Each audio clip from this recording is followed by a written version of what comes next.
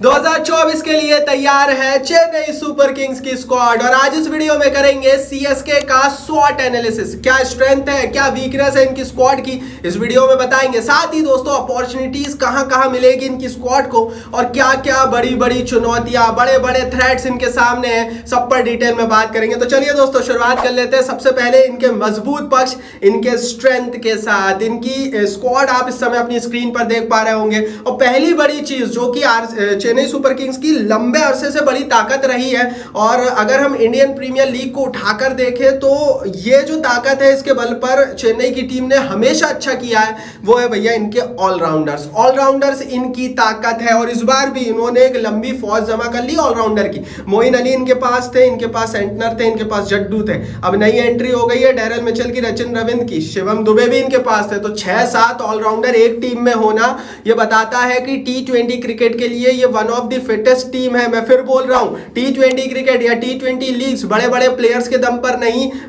तगड़े तगड़े बैलेंस और कॉम्बिनेशन के दम पर जीती जाती है। और ये जो बैलेंस कॉम्बिनेशन है ये ऑलराउंडर लाकर देते हैं। इसीलिए हम देखते हैं कि T20 क्रिकेट में वो टीमें बहुत सफल होती है जिनके पास अच्छे अच्छे ऑलराउंडर्स होते हैं। और यही चीज चेन्नई सुपर किंग्स पिछले 15 सालों से कर रही है और हर साल हम देखते हैं चेन्नई के पास वो फैक्टर रहता है। और इस बार भी अगर आप उठाकर देखेंगे ना, ऑलराउंडर्स की बात करेंगे ना, there is no chance against CSK किसी भी टीम के पास रहेगा। क्योंकि अगर आपके पास 6-7 ऑलराउंडर हो तो सामने वाली टीम, तो कोई भी ऐसी टीम नहीं है जिसके पास 6-7 ऑलराउंडर है, वो भी इतने तगड़े, सारे लगभग इन द फॉर्म। तो सही है भाई, ऑलराउंडर ताकत रहेगी। दूसरी ताकत क्या है? दूसरी ताकत कप्तानी तो इनकी ताकत है, उसमें मैं बात ही नहीं करूंगा क्योंकि जहां धोनी है वहां तो कोई बात ही नहीं हो सकती भाई उनके सामने। लेकिन हाँ, एक और ताकत है, वो है बल्लेबाजी। मेरे हिसाब से इन्होंने जो काम किया है वो अपनी बल्लेबाजी में कर दिया है। और गेंदबाजी शायद उतनी डेप्थ ना लेकर आए, लेकिन बल्लेबाजी में कॉनवे, गायकवाड़ से आप शुरू करेंगे, महेंद्र सिंह धोनी बीच में रहाणे खिला लो, आप समीर रिजवी खिला लो, फिर जड्डू आ जाते, फिर डेरेल मिचेल भी आप खिला सकते हो, फिर रविंद्र जडेजा भी है, फिर महेंद्र सिंह धोनी तो मैंने बोल ही दिया।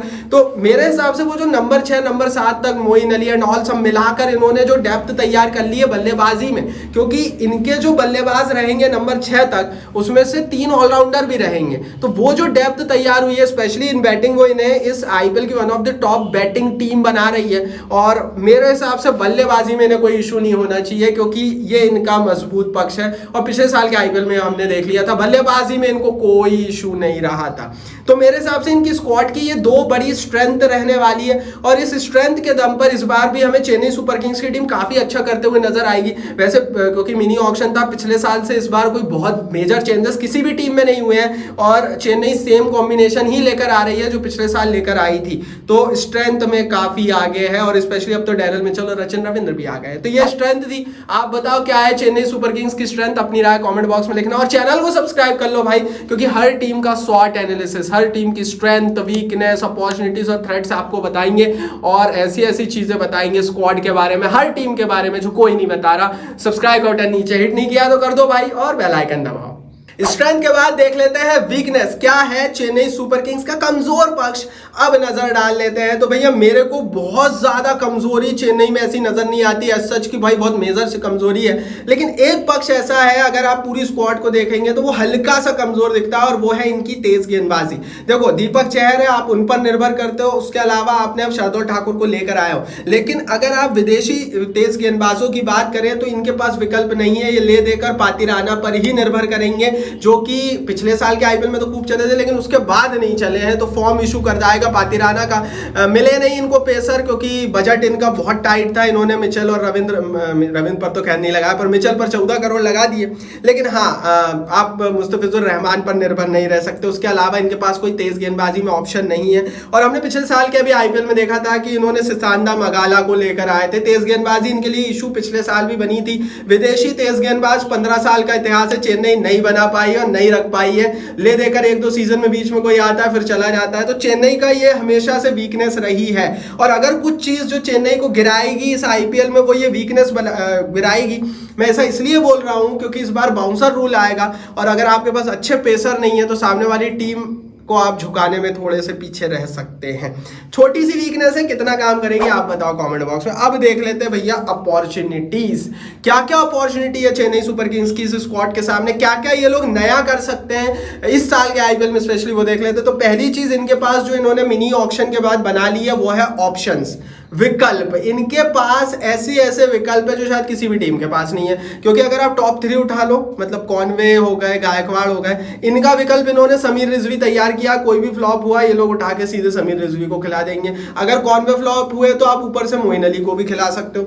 बीच में इनके पास 6 ऑलराउंडर है, तो आप ऑलराउंडर में तो इनको विकल्पों की जरूरत ही नहीं है। मतलब अगर रविंद्र जडेजा फ्लॉप हुए, इंजर्ड रहे, तो आप रचिन रविंद्र को खिला लो। अगर शिवम दुबे नहीं चले तो आप कोशिश कर सकते हो चलो भाई डैरेल मिचेल को अच्छे से ट्राई कर लो। डैरेल मिचेल नहीं चले तो शिवम दुबे तो बैठे ही है। तो विकल्प ऑप्शन इनके पास है, और ये बहुत कम टीमें कर पाती है कि टीमों के पास बड़ा प्लेयर तो रहता है लेकिन उस बड़े प्लेयर का एक ऑप्शन नहीं होता। और ये चीज चेन्नई का हमेशा से रहा है कि चेन्नई अपने मेजॉरिटी ऑफ प्लेयर्स का एक बैकअप बनाकर रखती है।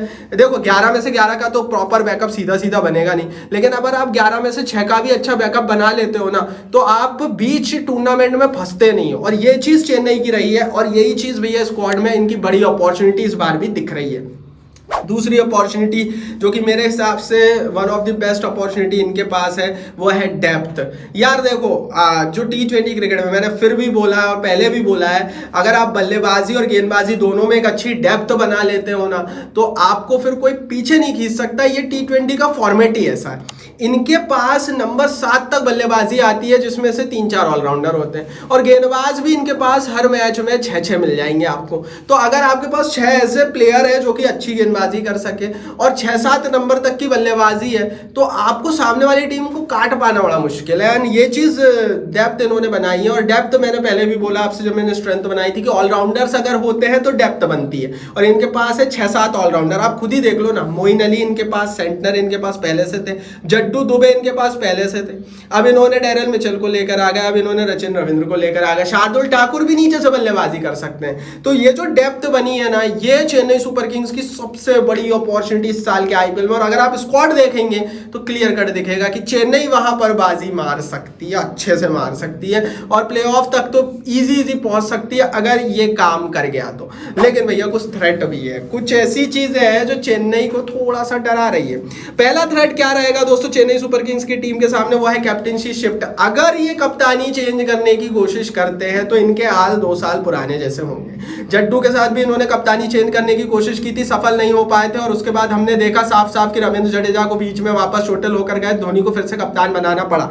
या तो आप पहले से डिसाइड कर दो हमारा नेक्स्ट कप्तान ये रहेगा, और अगर आप डिसाइड नहीं कर पा रहे हो तो भैया सीजन में शिफ्ट मत करो, क्योंकि सीधी बात है कि अगर आप एकदम से कप्तानी चेंज करोगे, धोनी जैसा कप्तान नहीं बना है, और चेन्नई को ढूंढना पड़ेगा, बहुत ढूंढना पड़ेगा, गायकवाड़ विकल्प नहीं है। दूसरी बड़ी दोस्तों जिनका थ्रेट मुझे लगता है वो इंजरीज है। चेन्नई सुपर किंग्स के सामने काफी इंजरीज है, जडेजा भी इंजर्ड है, गायकवाड़ का हमने देखा है रिसेंटली रिटर्न नहीं हो रहा है, सेंटर को कोरोना हो गया तो उनका इशू है, पातिराना इंजरी से लगातार जूझ रहे हैं। तो अगर इन चारों में से एक भी कोई इंजर्ड रहा पूरे टूर्नामेंट में, स्पेशली जड्डू, बड़ी प्रॉब्लम होगी और बहुत फंसेगी ये स्क्वाड। ये दूसरा थ्रेट है। और तीसरा थ्रेट है भैया बाउंसर रूल। हर ओवर में 2 बाउंसर गेंदें लेजिट होने वाली है। ऐसी परिस्थिति में आपके पास अच्छे तेज गेंदबाज और लंबे कद के तेज गेंदबाज होने चाहिए, ताकि आप सामने वाली टीम को गिरा दो, क्योंकि सामने वाली टीम के पास अगर हुए तो वो आपको गिरा सकते हैं। तो ये भैया टिट फॉर टेट चलता है, आपके पास होने चाहिए थे, लेकिन यार वही चीज प्रॉब्लम बनी है। लंबे कद के तेज गेंदबाज अगर एक भी होता तो चेन्नई बड़ी मजबूत दिखती, क्योंकि बाउंसर रूल में लंबे कद के तेज गेंदबाजों को बड़ा फायदा होगा, क्योंकि उनके लिए बाउंसर मारना आसान होता है रफ्तार के साथ। तो वो एक तीसरा थ्रेट दोस्तों बाउंसर रूल मुझे लगता है जो कि चेन्नई सुपर किंग्स की टीम के लिए रहने वाला है। तो ये थी भैया चेन्नई सुपर किंग्स का स्वॉट एनालिसिस। हमने स्ट्रेंथ देखी, हमने वीकनेस देखी, हमने अपॉर्चुनिटीज देखी, हमने इनके साथ क्या थ्रेट्स है वो भी देखे। अब आप बताओ चेन्नई किस पोजीशन पर आएगी, अपनी राय कमेंट बॉक्स में लिखना। हर टीम का बनाएंगे स्वॉट एनालिसिस, तो हर टीम के लिए लाइक बनता है, चाहे वो चेन्नई हो, आरसीबी हो, एमआई हो, केकेआर हो, किसी के भी फैन हो, लाइक नहीं किया तो कर देना, लाइक का बटन नीचे, इस वीडियो को लाइक और शेयर कर दो, और सब्सक्राइब नहीं किया तो सब्सक्राइब बटन नीचे फटाफट हिट करके बेल आइकन दबाओ।